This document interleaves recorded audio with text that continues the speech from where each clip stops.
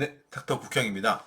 네, 이번 시간에 다룰 주제는 손목 터널 증후군이다. 이번에는 가장 대중적인 질환인 그리고 손목 터널 증후군에서 다루도록 하겠습니다.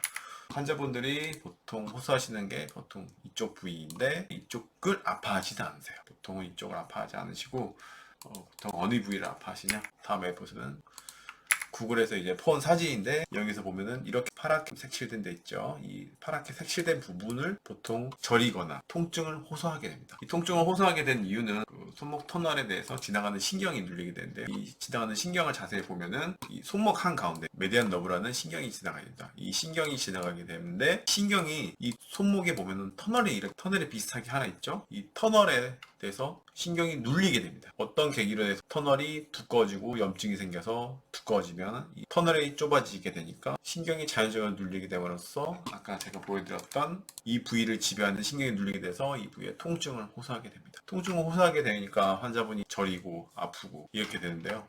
이거에 대한 진단으로는 티넬 사인이라고 나와 있는데 손을 보면은 톡톡톡 저리면은 이 부위가 이렇게 저리게 돼요. 손이 저리게 되고 감각이 찌릿찌릿하게 돼요. 이게 왜 그러냐면은 터널 바로 아래에 신경이 지나가는데 터널이 좁아져 있으니까 신경이 눌리게 돼요. 눌리게 되니까 톡톡톡 치면은 신경이 찌직하게 돼요. 손목을 이렇게 하거나 1분 정도 이렇게 하게 되면은 어떻게 되겠어요? 신경이 이렇게 지나가는데 이 신경이 이렇게 지나가는 통로를 더 좁아지게 만들게 하잖아요. 보통 사람들이 이렇게 해서 손목이 더 저리거나 이러지 않는데 이런 손목 터널 증후군이 있는 사람들이 팔랭 테스트라고 하는데 테스트를 하게 되면은 손목이 저리게 되고 손가락이 저리게 되고 아프게 돼요. 이런 거를 유발 검사라고 하게 됩니다. 이 티넬 사인도 유발 검사이고 팔랭 테스트도 유발 검사하게 됩니다. 이 정도는 인터넷에 쉽게 찾아보면 되게 많이 나와요. 여기까지는 제가 이제 빠르게 말씀드린 거고 이제 이거에 대해서 치료는 어떻게 하냐? 치료는 저번 시간에 말씀드렸던 방아쇠 수지에 대해서 그쪽도 마찬가지로 유사하게 A1 플리라는 게 염증이 생겨서 그거에 대해서 치료를 직접적으로 해줬잖아요. 이 질환도 마찬가지예요. 이 터널이 두꺼워지니까 이 터널에 대해서 저희가 약을 쓰거나 직접 주사를 놓음으로써 염증을 가라앉히게 되고 염증을 가라앉히면은 터널이 당연히 넓어지겠죠. 넓어지게 되면은 이 중앙신경이 지나가는 통로가 넓어지니까 압박에 풀려나게 돼요. 그러면 자연적으로 풀리게 되는데 여기서 문제점이 하나 뭐냐면 환자가 처음에 왔을 때 이런 증상이 있다. 이렇게 컴퓨터를 오래 하시는 분들한테 되게 많아요. 특히 프로게이머들 같은 경우에는 지금 계속 컴퓨터를 하고 몇 시간 동안 하잖아요.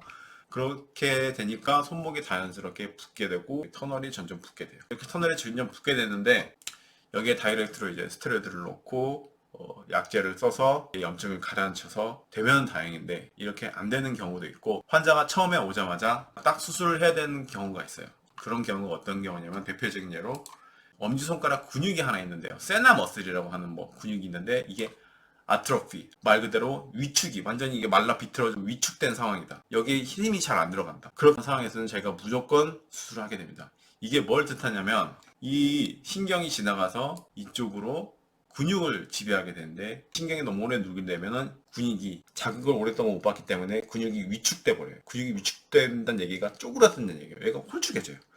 그렇게 되면은 더 이상 시간을 지체할 이유가 없다. 그래서 바로 수술장에 들어가서 열어주게 됩니다. 지금 나온 사진은 다 구글에서 갖고 온 사진인데 손목에 이 정도의 선을 이 정도 그어서 정중으로 절개를 해요. 이 정도 절개를 하는데 여기 사진은 좀 많이 절개를 했어요. 보통 필드에서는 한 이 정도 절개를 하고 밑에 있는 손목 터널을 직접 눈으로 보고 그거를 직접 가위로 잘라요. 여기 있는 터널을 팡 개방시켜. 방아쇠 수지랑도 비슷하죠. 방아쇠 수지에도 A1 플리가 계속 걸리니까 A1 플리를 절개를 해서 열어주는 거랑 똑같잖아요.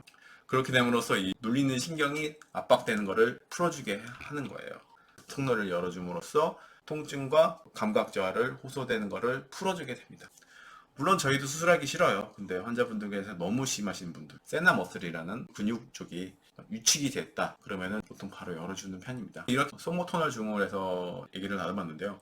많이 알려져 있고 운동 치료사들 어떻게 하면 손목 터널 증후군에서 손목이 많이 나아진다 이렇게 얘기를 하는데 제가 생각할 때는 일단은 첫 번째로는 안 써야 됩니다.